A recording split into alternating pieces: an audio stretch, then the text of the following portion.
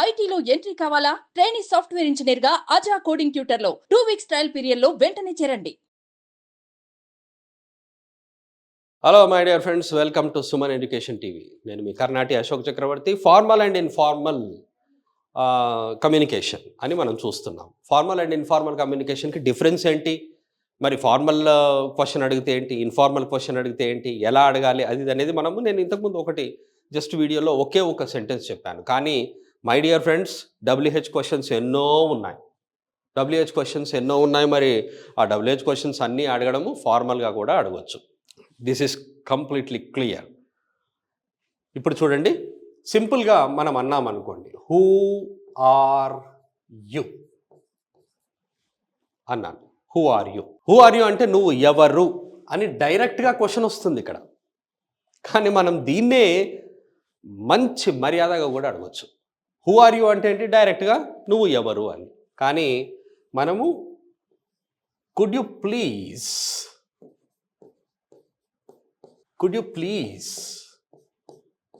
Tell me అన్నాం. Could you please tell me. ఇక్కడ మనకి ఇదేంటో తెలుసా, ఇది హెల్పింగ్ వర్బ్ క్వశ్చన్ అంటాం. ఎస్ ఆర్ నో క్వశ్చన్ని యాడ్ చేయాలి WH క్వశ్చన్కి అన్నాను. I told you helping verb question should be added to the WH క్వశ్చన్, but there should be some changes. Same WH question you are asking to someone, and where you have to change that. Adi same question meer adugutunnaru. Who are you? The same question. You want to ask this question to someone else. Who are you అని అడగాలి. కానీ I told you take some helping verb question. Yes or no క్వశ్చన్ని add చేయండి.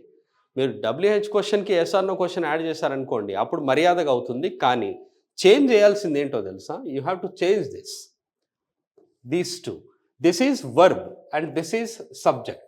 You know already, ఇది verb, ఇది subject. కానీ మీరు ఇక్కడ రాసినప్పుడు ఏమవుతుందంటే, could you please tell me who అన్నాను. Who, I'm writing exactly that. Who you are. ఇప్పుడు కంప్లీట్ అయిపోయింది. చూడండి, could you please tell me who you are. Could you please tell me who you are. ఇక్కడ change అయింది ఎక్కడ తెలుసా, ఇక్కడ చూడండి. Just in question you have return verb first, subject next, and here subject first, verb next. ఇంకొకటి చూద్దాం ఇక్కడ. Whom do you want. Whom do you want ఏంటి మీకు తెలియదా? ఇది WH క్వశ్చన్ అని అయితే మీకు తెలుసు కదా. హూమ్ డూ యూ వాంట్ అన్నాను. Right, okay. Whom do you వాంట్ని నేను ఇప్పుడు మర్యాదగా అడగాలి అంటే ఫార్మల్లోకి చేంజ్ చేయాలి. ఫార్మల్లోకి చేంజ్ చేయాలి అంటే ఎప్పుడైనా సరే ఈ డూ ఫామ్ వస్తే మనకు కన్ఫ్యూజన్ ఉంటుంది. డూ ఫామ్ వస్తే కానీ మనం చేంజ్ చేయాలి. ఎలా చేంజ్ చేయాలో చూడండి. Can you tell me. Can you tell me? ఏమైంది can you tell me? What is this? Actually, this is helping verb question. Yes or no question. And you are adding this yes or no question to this WH question. When you are changing that WH question to formal, అంటే informal నుండి ఫార్మల్కి తీసుకొచ్చారనుకోండి, అప్పుడు ఏం చేయాలి అంటే you have to change this one. అప్పుడు ఏం రాయాలి అంటే can you tell me whom you want. Sir ఇక్కడ ఏదో చేంజ్ అయింది సార్ నాకు అని అన్నారనుకోండి. ఎలా చేంజ్ అయింది అంటే హూమ్ డూ యూ వాంట్ అంటే క్వశ్చన్ కదా my dear friends. Whom do you want అంటే క్వశ్చన్. మరి డూ ఫామ్ గురించి మీరు నేర్చుకున్నట్టయితే ఒకసారి చూడండి. డూ ఫామ్ ఎప్పుడు కూడా నెగటివ్లో క్వశ్చన్లో వస్తుంది.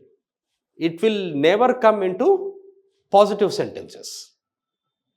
మనకు డూ ఫామ్ పాజిటివ్ సెంటెన్సెస్లో ఉండదు, మనకు నెగిటివ్ సెంటెన్స్లో క్వశ్చన్స్లో వస్తుంది. And this is question.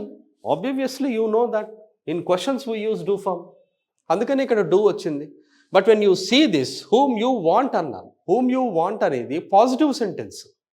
Question ఎక్కడుంది అంటే question is this one. Not this one. ఇది క్వశ్చన్ కాదు కాబట్టి డూ ఈజ్ రిమూవ్డ్ హియర్.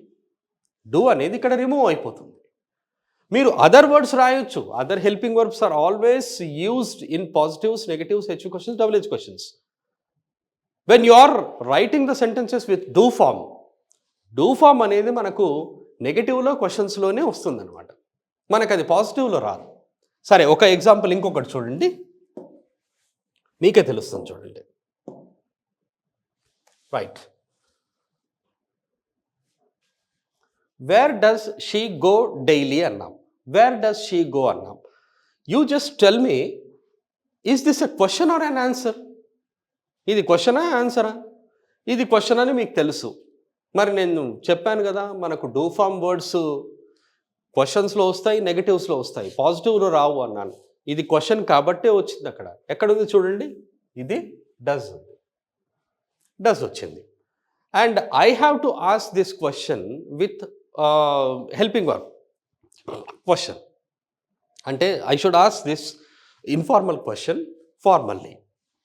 నేను ఫార్మల్గా అడగాలి అంటే I should take some helping verb question. Helping verb question నేనేం తీసుకోవాలి? May I ask you, may I ask you అన్నాను. ఇది హెల్పింగ్ వర్బ్ క్వశ్చన్ అవునా కాదా చూడండి. మే ఐ ఆస్క్ యూ అన్నాను. రైట్, క్వశ్చన్ ఇక్కడ వచ్చేసింది. మళ్ళీ మనకు క్వశ్చన్ రాదు. You should not make this, you should not right this as it is. అది ఎలా ఉందో అలా రాయొద్దు. మీరు దాన్ని పాజిటివ్ సెంటెన్స్లోకి చేయాలి. అండ్ పాజిటివ్ సెంటెన్స్లోకి చేస్తే మనకు డస్ రిమూవ్ అయిపోతుంది. And you have to write the sentence. వేర్కి వేర్ తీసుకుందాం.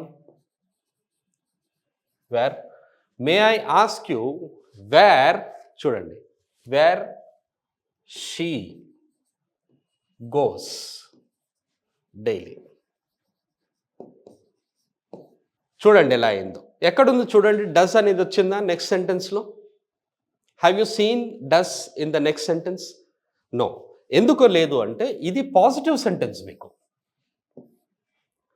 మరి క్వశ్చన్ మార్క్ ఎందుకు వచ్చింది అంటే this is question, not this one. ఇది క్వశ్చన్ కాదు మీకు, ఇది క్వశ్చన్ అనమాట. కాబట్టి ఇక్కడ మీరు క్వశ్చన్ మార్క్ ఇక్కడ పెట్టినా ఏం ప్రాబ్లం లేదు. But after writing completely this one and this one, then you can put here.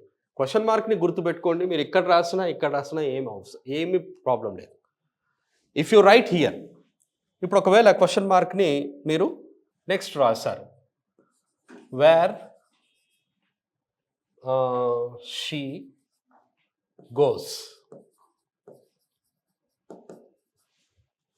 Wear she goes daily అన్నాం. Where she goes daily. ఇప్పుడు ఇక్కడ కామా పెట్టాలి. పెట్టి మే ఐ ఆస్క్ యూ అనొచ్చు. ఇప్పుడు మీరు ఇదే ఫస్ట్ రాశారు అనుకోండి, may I ask you where she goes daily అని రాయొచ్చు. ఇది రాసినప్పుడు after question mark you have to put capital లెటర్తో రాయాలి. That's it. You can put full stop there. అది క్వశ్చన్ కాదు మీకు, ఇది క్వశ్చన్ అవుతుంది అనమాట. So this is what formal and informal sentences my dear friends. There are a lot of things to learn. మనం నేర్చుకోవాలి అనుకుంటే ఎంతైనా నేర్చుకోవచ్చు.